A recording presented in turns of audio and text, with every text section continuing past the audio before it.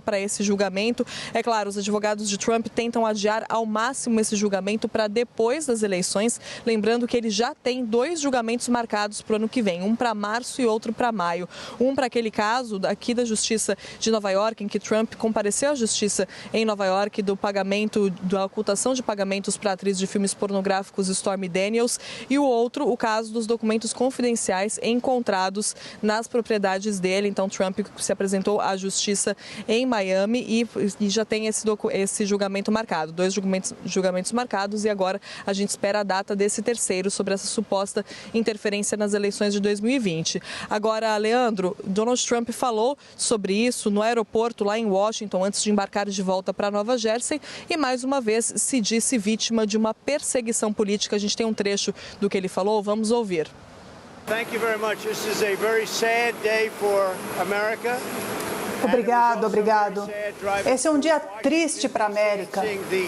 E foi também muito triste andar por Washington e ver essa sujeira e decadência, todos esses prédios detonados, os muros, as pichações.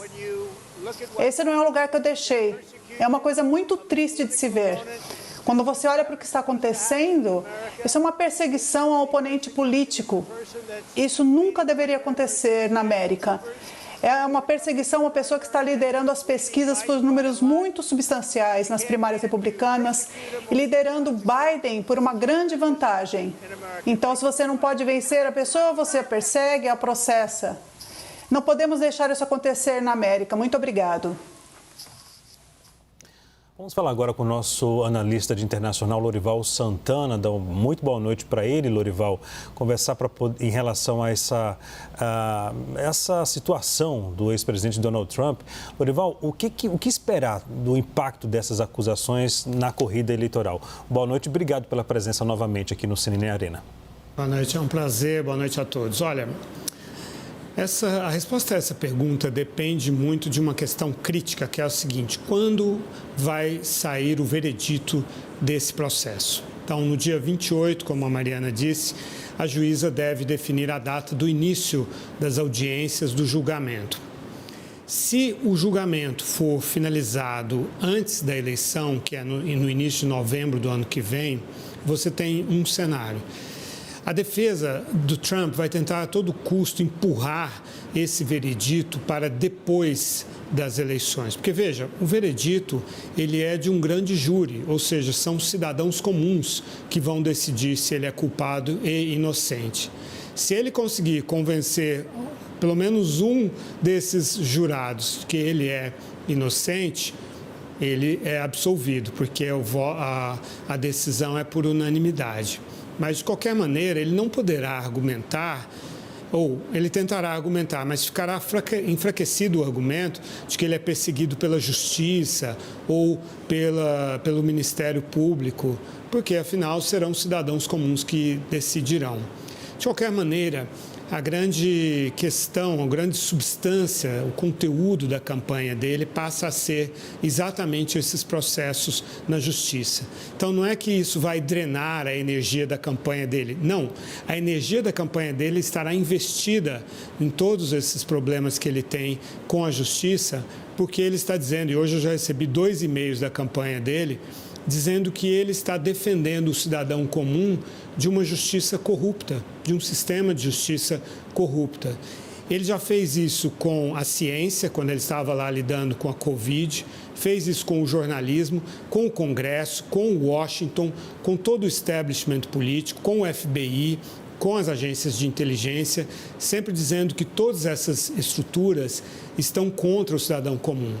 Agora ele está fazendo isso com o sistema de justiça americano, colocando-se como alguém que está enfrentando esse sistema em nome do cidadão comum. Isso é extremamente perigoso do ponto de vista psicossocial. Nós sabemos do poder de mobilização do Donald Trump, alguém que recebeu mais de 70 milhões de votos na última eleição e que depois de um comício que ele deu, houve a invasão do Capitólio, algo sem precedentes na história dos Estados Unidos. A gente não sabe, até porque esse é um território totalmente não mapeado, qual vai ser o impacto sobre o eleitor republicano, que é quem importa realmente, né? Porque a divisão é tão forte que os democratas votam no democrata, republicanos votam no republicano, e existe uma pequena fatia de independentes também, que é muito importante. Mas o eleitor republicano, tradicionalmente, é o eleitor da lei e da ordem, é um eleitor a favor da justiça e da polícia. Mas o Trump conseguiu quebrar essa tradição, né, colocando essas estruturas como corruptas. Até que ponto o eleitorado republicano o acompanhará nessa aventura, digamos assim, de ataque a essa instituição americana, que certamente é a instituição mais importante, a da justiça. É ela que leva a prosperidade americana, toda a solidez da economia, do dólar, enfim, das instituições americanas está muito baseada na justiça. Então, esse realmente é um período bastante crítico da história dos Estados Unidos a partir de agora. São dois candidatos muito impopulares, o Joe Biden e provavelmente o Donald Trump, se ele vencer as primárias, como indicam as pesquisas atualmente. Então, será um período bastante difícil, bastante conturbado, porque para se defender, o Donald Trump vai atacar a justiça e vai insistir na tese dele de que o sistema eleitoral é fraudulento. Então, ele estará, ao mesmo tempo, disputando uma eleição e dizendo que o sistema não é confiável, para poder justificar a posição dele e tentar evitar a prisão, porque se condenado, ele pode potencialmente ser condenado a dezenas e dezenas de anos na cadeia, o que, de uma forma bastante paradoxal, não o impediria nem de ser candidato e nem de ser presidente, embora durante a presidência ele não poderá ser preso e nem julgado mais, Leandro. Isso é muito importante. Uma vez assumindo a presidência, ele passa a ficar inimputável.